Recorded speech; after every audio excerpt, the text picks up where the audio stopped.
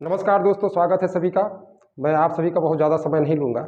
बहुत संक्षिप्त में इसके बारे में चर्चा करूँगा। सूचना का अधिकार जो बहुत ही महत्वपूर्ण, न केवल प्रतियोगी परीक्षाओं के लिए महत्वपूर्ण होगा, बल्कि सभी आम नागरिकों के लिए, कि यह एक ऐसा अधिकार है जो लोकतंत्र को मजबूत करता है। और किस तरह से इसको हम लोग समझेंगे कि कैसे इसका उपयोग किया जा सकता है, इसी पर हम ज़्यादा चर्चा करेंगे।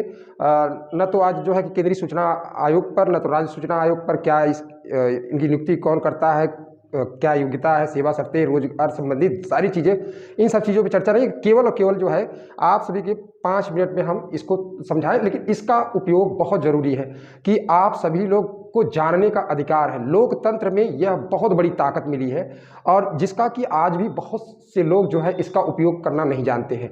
अगर आप इसका उपयोग करते हैं तो देखिएगा कि आपकी आधी परेशानी समाप्त हो जाएगी। यद्यपि देखिए, हमारे देश में लोकतंत्र होने के बावजूद भी नैतिकता को सब दांव पर रख करके भ्रष्टाचार में संलिप्त होते हैं, सूचना छुपाते हैं, सारी बातें हैं। इसी के लिए एक ताकत आई थी 2005 में, सूचना का अधिकार 2005। हालांकि दुनिया के अगर इतिहास की बात करें तो दुनिया में स्वीडन सबसे पहला ऐसा देश है जो लोग अपने नागरिकों को सूचना का अधिकार दिया।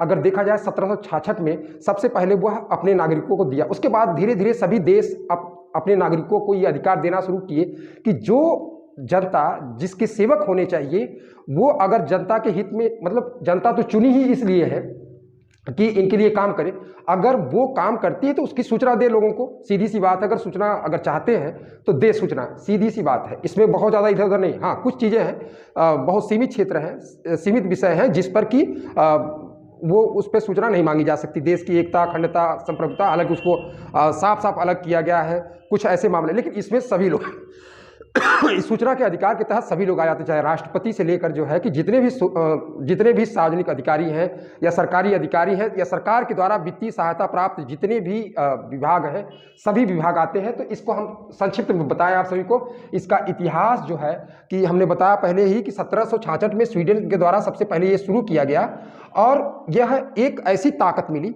याद रखिएगा, ऐसी ताकत है कि आज देखिए 2005 के बाद अगर देखा जाए, लोकतंत्र की मजबूती की बात, लोगों में जागरूकता की बात, विभाग के बारे में जानने की बात, विभाग क्या कर रहा है, सरकार क्या कर रही है, 2005 एक रेखा होगी। उसके पहले जनता जो है कि अभी भी जागरूकता की कमी है, ये तो सही है। लेकिन याद रखिए, देखो स्वीडन में 1948 में, देखिए हालांकि इसको संक्षिप्त में बताने की बात हुई है तो 5 मिनट में इसके बारे में देखिएगा।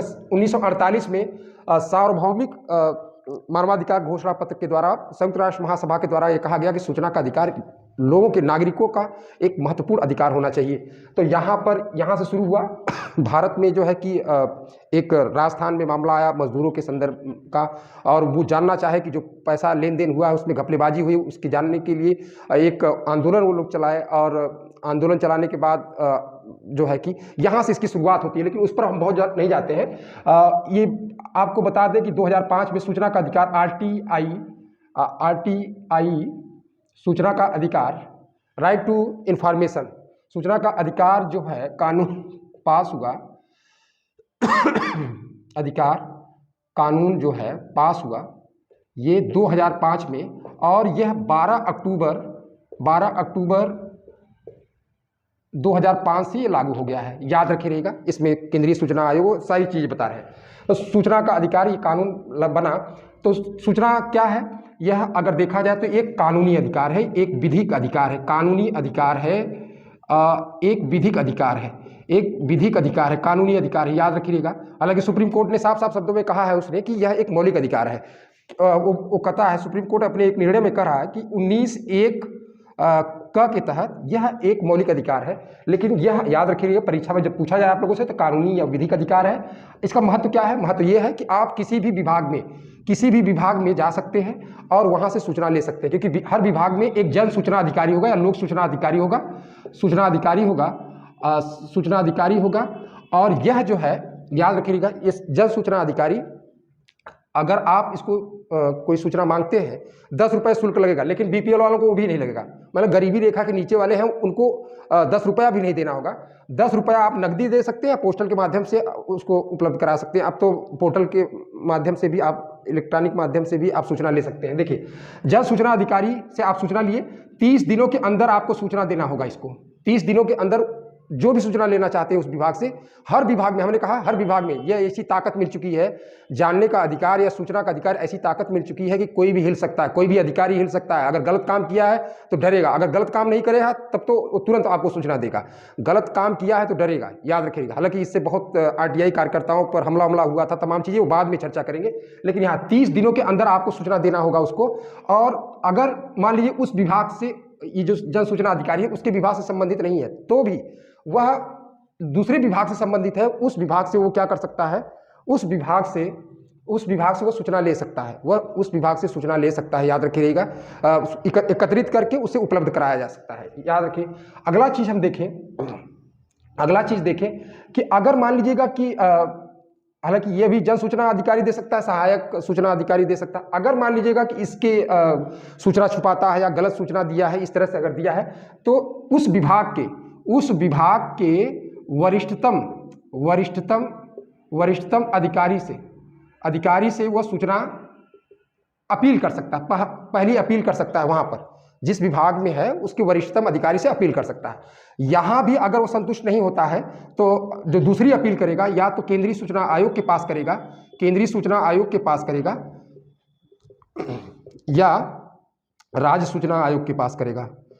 तो यहाँ पर देखिए एक चीज़ और याद रखिएगा, 30 दिनों का मामला तब होगा जो सामान्य बात होगी, तब 30 दिनों का मामला होगा। अगर मान लीजिएगा कि व्यक्तिगत कोई सुरक्षा की बात है या जीवन से संबंधित कोई बहुत महत्वपूर्ण बात है, तो 48 घंटे में ही उसे सूचना उपलब्ध करानी होगी, ये भी याद रखिएगा।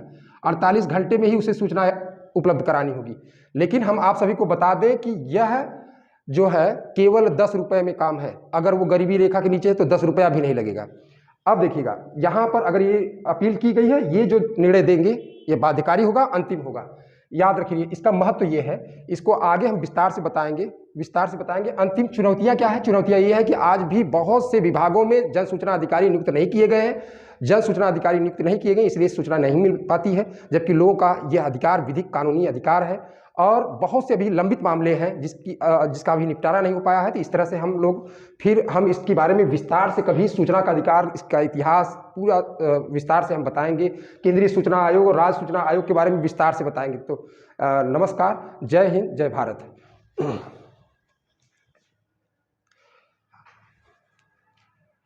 लेकिन एक चीज़ आप सभी को हम बताना भूल गए कि इसको ज़्यादा से ज़्यादा लोगों के पास जो है कि शेयर करिएगा, क्योंकि यह न केवल प्रतियोगी परीक्षाओं के लिए महत्वपूर्ण होगा, बल्कि यह सभी आम नागरिकों के लिए महत्वपूर्ण होगा। तो इसको हम बता देना चाहते हैं। एक चीज़ और याद रखिएगा कि अगर मानिए अगर आपको जो प्रतियोगी परीक्षा वाले हैं, तो वजाहत हबीबुल्लाह पहले इसके मुख्य जो केंद्रीय सूचना आयोग के मुख्य प्रथम सूचना आयुक्त थे, वो थे। अब इस समय यशवर्धन सिन्हा है। और इस तरह से आप सभी को हम दोबारा करें, ये जानना जरूरी है। आप इसका उपयोग कर सकते हैं। कभी हम इस पर विस्तार से बात करेंगे। नमस्कार, जय हिंद, जय भारत।